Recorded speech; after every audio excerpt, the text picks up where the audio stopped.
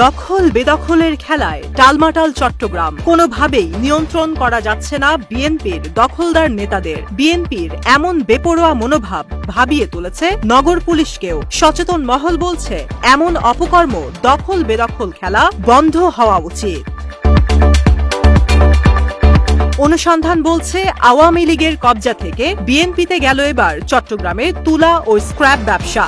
এটি দখল হয়েছে রাতারাতি। দখল বেদখলের খেলায় তুমুল লড়াইয়ে মুখোমুখি এবার বিএনপির দুই গ্রুপ। টেক্সটাইল কারখানা থেকে তুলা ও স্ক্র্যাপ বের করে নিয়েই মুখোমুখি বিএনপি।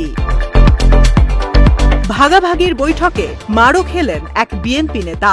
আগে আওয়ামী লীগ নেতাদের সঙ্গে বিএনপি নেতাদের যোগসাজশ থাকলেও এবার রাজনৈতিক পট পরিবর্তনে বিএনপি নেতারা আর যাননি ভাগাভাগিতে। কোপ এবার সরাসরি। চট্টগ্রামে টেক্সটাইল কারখানার তুলা ও স্ক্র্যাপ নিয়ে মুখোমুখি বিএনপির এই দুই গ্রুপের নেতৃত্বে কারা, এমন প্রশ্ন এখন জনমনে। আলোকিত চট্টগ্রামের অনুসন্ধান বলছে, এমন কাণ্ডে মারধরের শিকার হয়েছেন বিএনপির এক নেতাও। নগর বিএনপির সাবেক সাংগঠনিক সম্পাদক মঞ্জুর আলম মঞ্জু, কাট্টলী বিএনপির সাংগঠনিক সম্পাদক আলাউদ্দিন, ৯ নম্বর ওয়ার্ড বিএনপি নেতা নুরুল আকবর কাজল মিলে তুলা ও স্ক্র্যাপ বের করার নেপথ্যে। অনুসন্ধান বলছে, এর আগে সীতাকুণ্ডের সাবেক সাংসদ দিদারুল আলম ও এস.এম. আল মামুন, রাউজানের উপজেলা চেয়ারম্যান এহসানুল হায়দার চৌধুরী বাবুল, সংরক্ষিত মহিলা কাউন্সিলর রুবি বেগম, ১০ নম্বর ওয়ার্ড কাউন্সিলর নিসার উদ্দিন আহমেদ মঞ্জু মূলতই কারখানার তুলা ও স্ক্র্যাপ বের করতেন। তবে ওই সময় বিএনপির ওই তিন নেতারও ব্যবসা ছিল এই টেক্সটাইল মিলে। স্থানীয় বিএনপি নেতাদের অভিযোগ, আওয়ামী লীগ নেতাদের কাছ থেকে কমিশন নিয়ে এসব তুলা ও স্ক্র্যাপ বের করছেন নগর বিএনপির সাবেক সাংগঠনিক সম্পাদক মঞ্জুর আলম মঞ্জু, কাট্টলী বিএনপির সাংগঠনিক সম্পাদক আলাউদ্দিন এবং ৯ নম্বর ওয়ার্ড বিএনপি নেতা নুরুল আকবর কাজল। একই সঙ্গে সাগরিকা শিল্প এলাকায় 4H গ্রুপের জুট সহ নানা পণ্যের দখলও গেছে তাদের হাতে। অনুসন্ধান বলছে, আওয়ামী লীগ আমলে রোহান এন্টারপ্রাইজের নামে কাউন্সিলর রুবি বেগম, ইকবাল হোসেন এন্টারপ্রাইজের নামে সাবেক এমপি দিদারুল ও কাজী আলতাফ, প্রত্যাশার নামে মাসুম কুতুব, আসিয়া এন্টারপ্রাইজের নামে সাবেক কাউন্সিলর আরজু শাহাবুদ্দিন, চিটাগাং ট্রেডিং এর নামে রাউজানের সাবেক উপজেলা চেয়ারম্যান বাবুল, ফ্রিডম ফাইটারের নামে আক্তার উদ্দিন ও নুরুদ্দিন, প্রাইম এন্টারপ্রাইজের নামে মঞ্জুর আলম মঞ্জু, আলাউদ্দিন ও কাজল, বিসমিল্লাহ এন্টারপ্রাইজের নামে আওয়ামী লীগ নেতা ইকবাল ও আবুল কালাম বাবু কারখানার তুলা ও স্ক্র্যাপ বের করতেন। অনুসন্ধান বলছে, ওই সময় ইস্পাহানি গ্রুপের পাহাড়তলী টেক্সটাইল থেকে তুলা ও স্ক্র্যাপ নিতেন আওয়ামী লীগ নেতারা। প্রতি ১ থেকে ১.৫ মাস পর পর ১০০ টন তুলা ও স্ক্র্যাপ মাল বের করতেন এই ফ্যাক্টরি থেকে।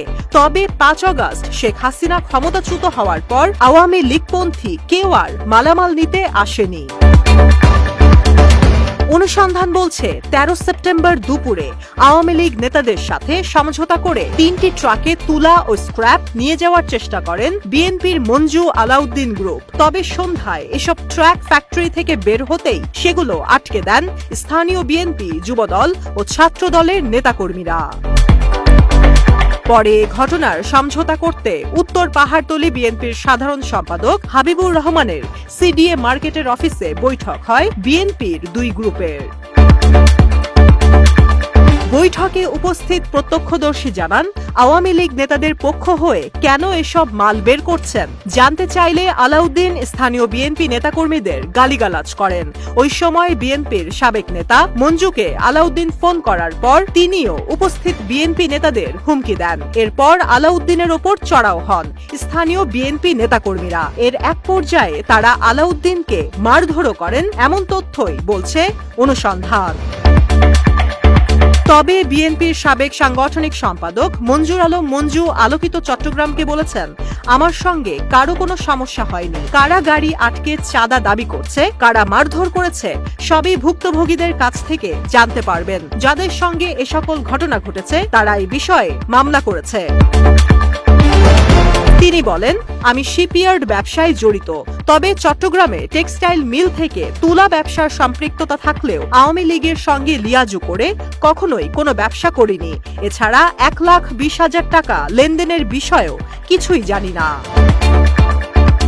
আলোকিত চট্টগ্রামের অনুসন্ধান বলছে, এ নিয়ে উত্তর পাহাড়তলী ওয়ার্ড যুবদলের আহ্বায়ক মোহাম্মদ ইউনুস সহ বৈঠকে এ ঘটনার বিষয়ে স্থানীয় বিএনপি নেতাকর্মীদের মধ্যে সমঝোতা হয়। তবে মার খেয়ে আলাউদ্দিন আওয়ামী লীগের নেতাদের সঙ্গে ব্যবসা করবেন না বলে ক্ষমা চান।